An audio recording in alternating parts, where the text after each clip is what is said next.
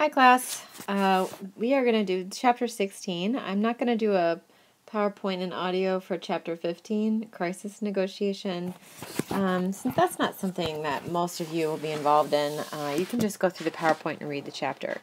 But chapter 16, I think, really gets to the heart of a lot of questions that social workers have about how do they handle the stress of helping people professionally. So this is a great chapter.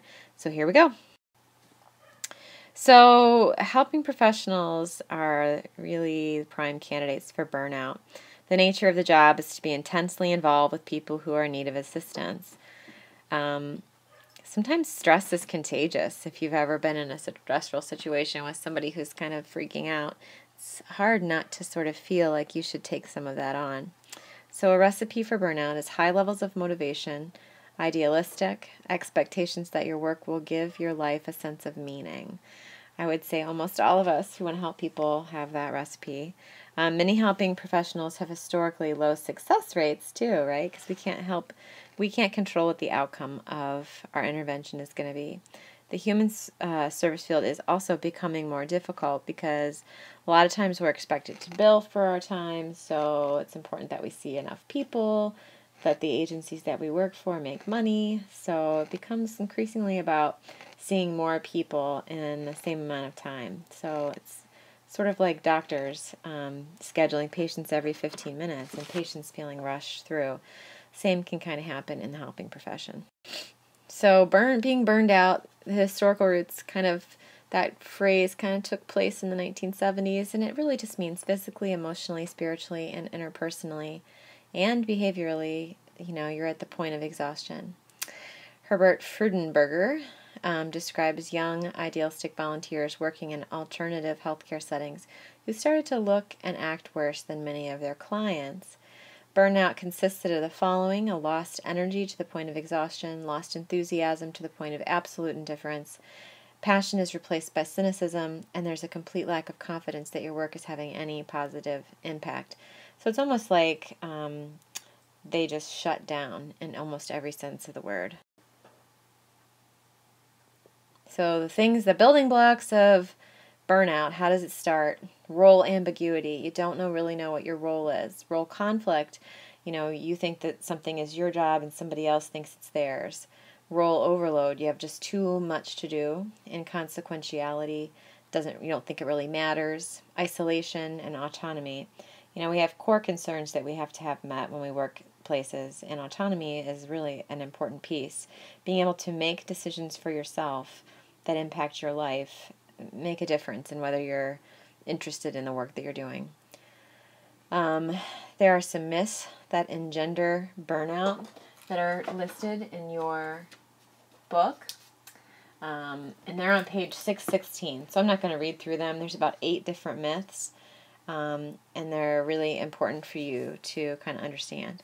Some of the symptoms of burnout.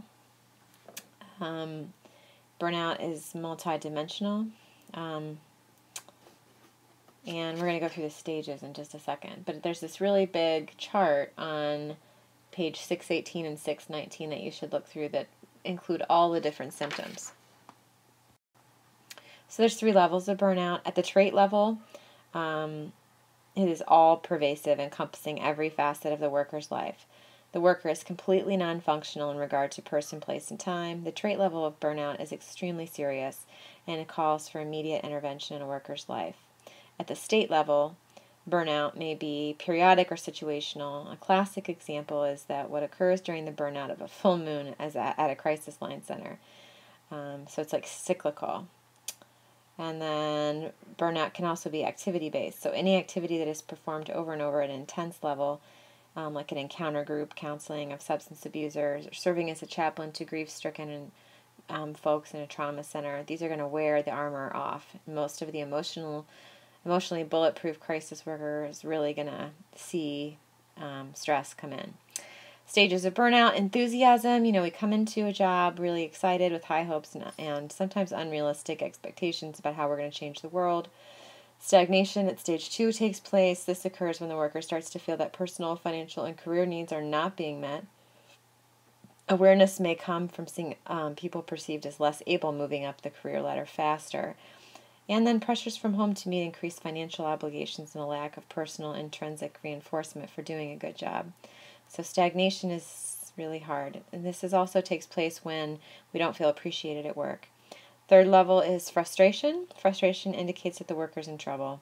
Worker starts questioning the effectiveness, the value, and the impact of his or her efforts in the face of ever-mounting obstacles.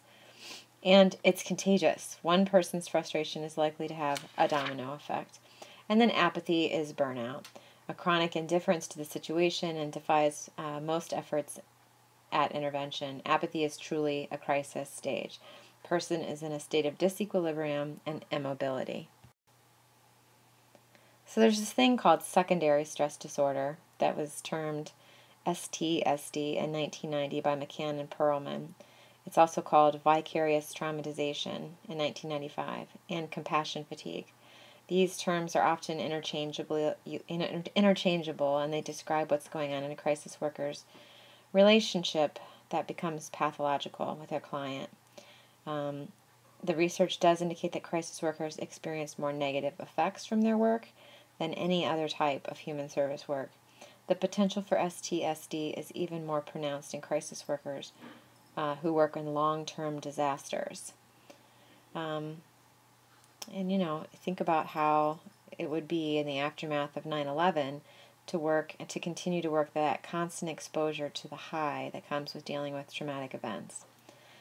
So countertransference is attributing to the client by the crisis worker of traits and behaviors of past and present significant others or events in the crisis worker's own life. Countertransference responses may be positive or negative, spoken or unspoken, conscious or unconscious. Compassion satisfaction is really derived from simply the pleasure that you derive from being able to do your work well. The reason compassion satisfaction as a constraint has gained notoriety is that it appears to be an extremely effective buffer against burnout. Human services workers who are satisfied with the effect they have on clients consistently show low levels of vicarious traumatization or burnout. Employers hold a lot of responsibility for burnout. They influence the policies and procedures, the level of autonomy, and the feelings of appreciation. You can either have a great workplace or a not so great workplace, and a lot of it has to do with management. Anyone who's worked at a bad place could tell you that's the truth. Employers should provide consultation and supervision, and employers should offer support and social connection and self-care opportunities, retreats, ways to gain more knowledge. These are all really important to help employees feel connected. No one is immune from burnout, in any field, but particularly when you're giving of yourself day in and day out emotionally. And everyone has a blind spot. The typical MO is to increase effort, which actually increases the problem. I'll just try harder to help my clients. I'll just try these new techniques. I'll just try, rather than attempting to change the situation. One of the things that I've kind of found to be really helpful for myself, and it's taken me a lot of years to realize, is that I can't control the outcome. I can do my best and provide as many resources and supports as I can. I can be an active listener, but I can't decide for anybody how they're going to respond. So I've really let go a lot in my life of trying to control the outcome. And I think that has helped with burnout. The book just gives a lot of good intervention strategies. You should read them. They're page 625 to 629. So go through that in the book. And there's also a case study that's really interesting on page 630.